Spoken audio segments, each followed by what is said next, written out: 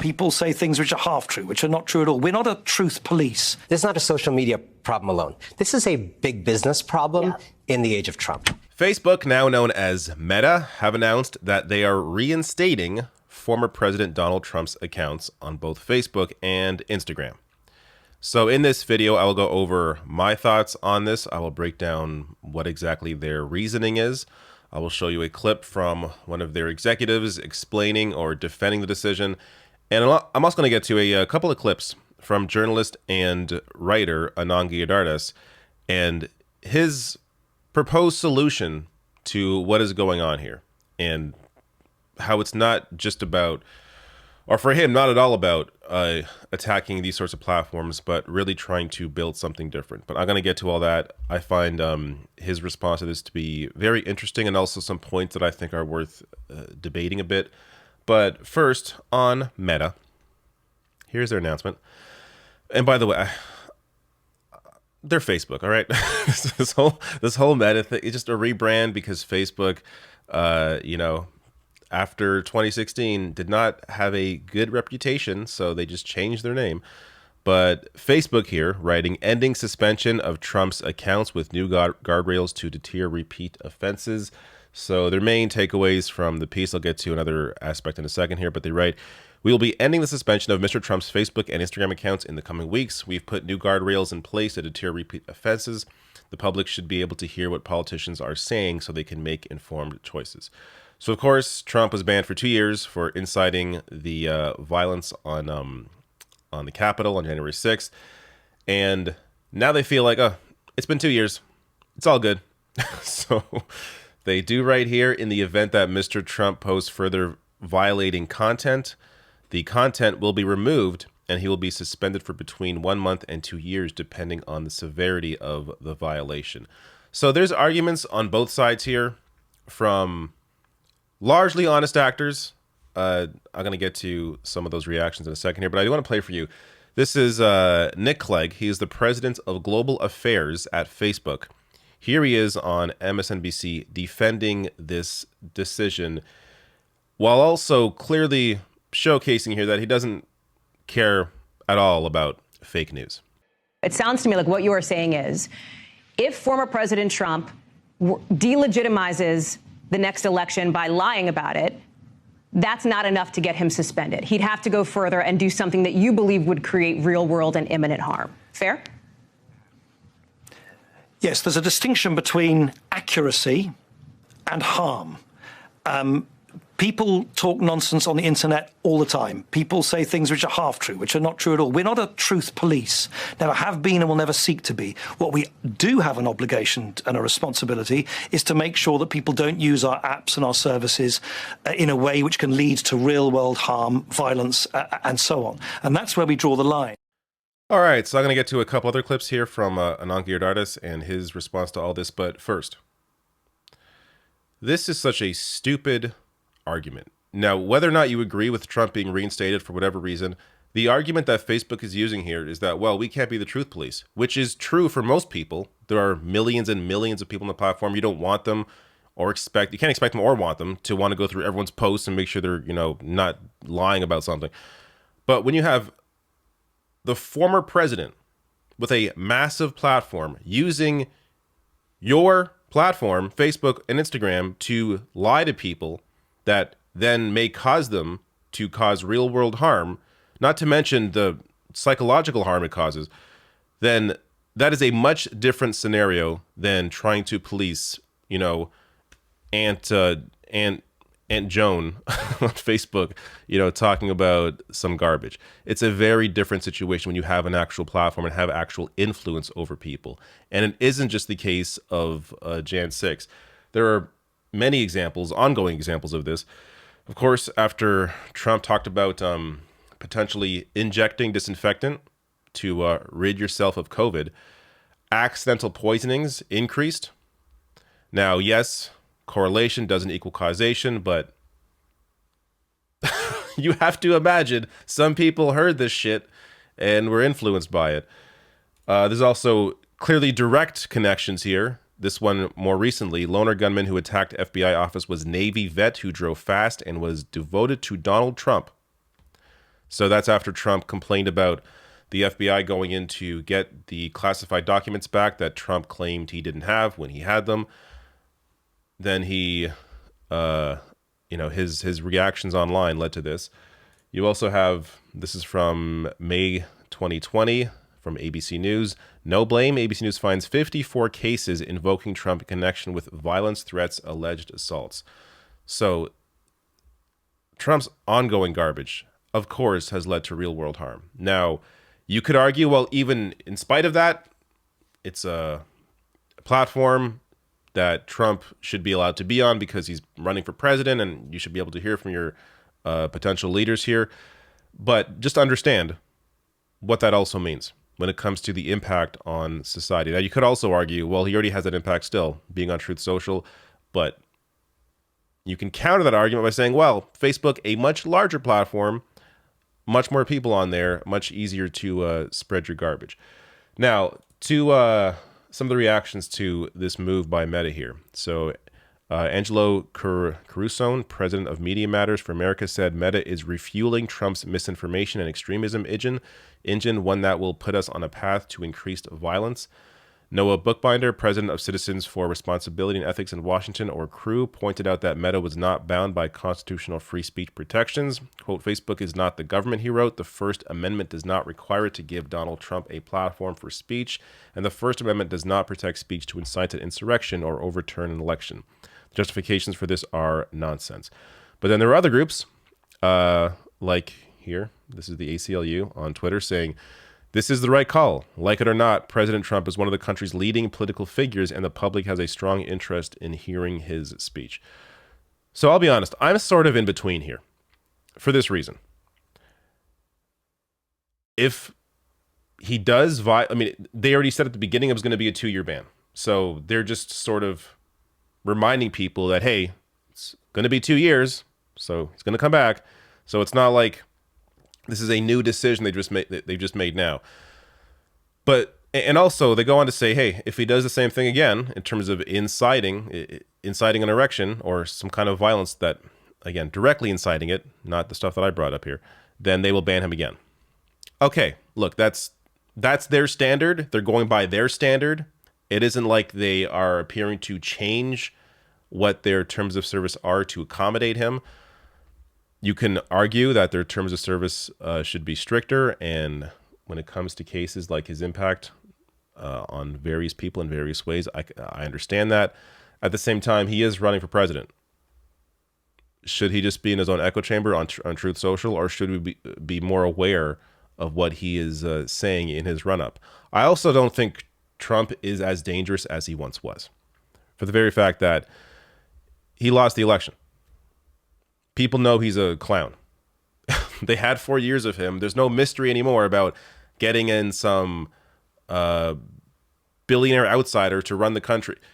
No, he came in 4 years. It was a disaster. He lost the election.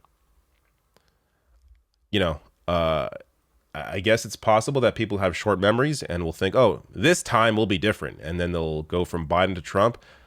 That's possible.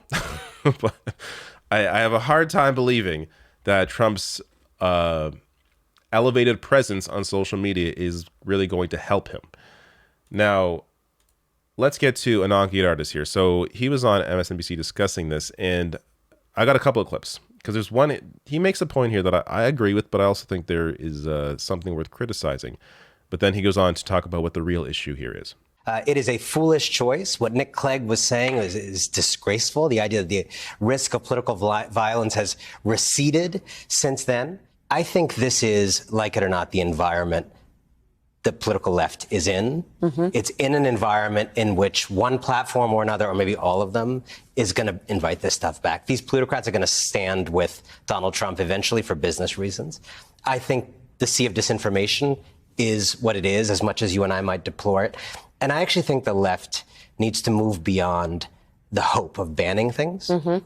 investigating and indicting people, deploring and getting mad. I think the only way to beat this menace is to out-compete it, out-organize it, and build a bigger, more attractive, more passionate movement than that movement. So my response initially, and I'll get to a second video from him where he goes further into this, but why not both? Why not also, yes, build a movement, do all that stuff, while at the same time ensuring that you are fighting back where possible in terms of these sorts of decisions. Now, that doesn't mean, look, I don't think anything is going to change Facebook's mind here. They already decided this a couple of years ago. They're going to bring him back. They're not going to reverse their decision now. They just announced it. And as Anand there points out, they're going to stand with the plutocrats. That's just, when it comes down to it, this is a business decision. If they thought bringing Trump back was going to hurt them, they wouldn't do that. They're bringing him back because they know it's going to help their business. It may not help them in the media. There may be complaints about Facebook and, criticisms and all that stuff, but it's going to help them in terms of traffic, in terms of ad revenue. People are going to go to Facebook and Instagram more often in terms of his pages, and that just is beneficial for Facebook. So the issue that I have here with the point he makes at the end is that, not to counter what he's saying, because yes, of course, it's very important to build our own thing and ensure that we are building a movement that welcomes people in. The issue is money. Bernie Sanders built that movement for two different runs for president. And he didn't do it by himself. Many groups, of course, came together. That was the whole point of that movement, was that all these various working class groups came together in support of this candidate, and they built that movement. What happened? Massive media companies did whatever they could to work against it, because all of the money is on their side. The platform, the exposure is on the side of these massive media companies that are, of course, massive corporations are inherently against what Bernie Sanders stands for. That's going to be an ongoing problem. So to simply just focus on movement building and not at all focus on what is happening on the right and how they are pulling the strings behind the scenes when it comes to these various platforms, I think is wrong. You can do both. There's enough people, there's enough time to highlight both issues. But that said, let me go on to play the next clip here, where he really dives into this, and I think he makes some good points. This is not a social media problem alone. This is a big business problem in the age of Trump. And if you are a regular person watching this who does not own or run a massive company, you have witnessed over the last 6-7 years, big companies in this country face a choice when there is a rising authoritarian, increasingly fascistic movement on offer, on the ballot, that is, yes, doing some good things for big business when it actually is in power. Do big businesses that store your money, that fly you places, that are where you trust for your work and your kids' lives and whatever else businesses do for us, do those businesses defend just the basic idea that you should live in a free society? And it turns out almost none of them have lines. Almost none of them have moral lines. So what you're illustrating tonight is one kind of expression of what we have realized across the financial sector, across the aviation sector, across every sector in this country. None of these big businesses will put the people watching this above their own bottom line shareholder interests. And so Facebook is gonna sell us down the river. And it's incredible that these people in Silicon Valley, like Mark Zuckerberg, who talked about liberating the world, talked about empowering people. Sheryl Sandberg, sold that Lean In book telling women thousands of years of patriarchy was actually just a posture problem. If they leaned and raised their hand more, they could overcome it, while selling the country down to a misogynistic, authoritarian leader. I mean, these people aren't going to save us. And I say to you again, I think the only answer is building a bigger, more powerful, attractive movement than the other side. Everything else is a distraction. All right. Some good points there. But I got to go immediately to the issue that I have here. And that is just I think Anand is brilliant. I've read some of his books. He's a great individual, very intelligent. But part of building that movement, of course, is work that would help to rein in some of these massive corporations and work against them. So antitrust regulations, for example. You can't claim that we should just completely ignore. I'm not sure if he's claiming this, but this is how it sounds: that we should just completely ignore what Facebook's doing, ignore this decision, don't talk about it at all, don't outrage about it, don't do anything, just focus on building our movement. Yeah, but building the movement would include people that are, in positions of power. Our politicians can write laws and maybe rein in some of these massive corporations, which means there has to be at least somewhat of a focus on what these companies are doing. But I do get his larger point here, and he actually has a good breakdown in I think this is his Substack, The Ink. So it's titled "A Ban Isn't a Plan. Ignore the sideshows. Focus on building a movement that can beat American fascism." I do think this is sort of aimed largely at the populace as opposed to people in power, because obviously if you're in power, he wouldn't make the argument that politicians don't matter. Of course they matter. Of course they play an important piece, and part of what their job would be is protections, regulations to rein in some of these massive companies. But he goes on just to discuss the importance of building a movement and how it should be. There shouldn't be gatekeeping, hair splitting. It shouldn't be about how pure you are, which gets to another part, another criticism, not really a criticism, but another issue I have here is just that there is so much money to be made on the right. We just saw how much, with Crowder being valued at $50 million over 4 years by the Daily Wire that I covered last week.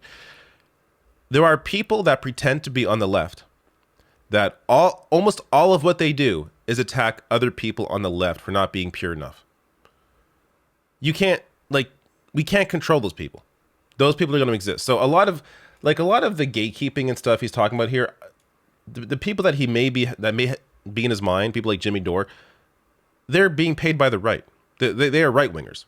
So a lot of this hair splitting gatekeeping isn't even being done by the left. People that are actually on the left do try to be welcoming, do try to educate, aren't trying to be gatekeepers. The issue is you have people who pretend to be with us that are actually actively working against us because it is in their financial interest to do so. And that is an issue that I have yet to see a solution for. It's going to be an ongoing problem. But point being here, I guess, Trump back on Facebook. And I don't know, do you care? I want to hear below in the comments.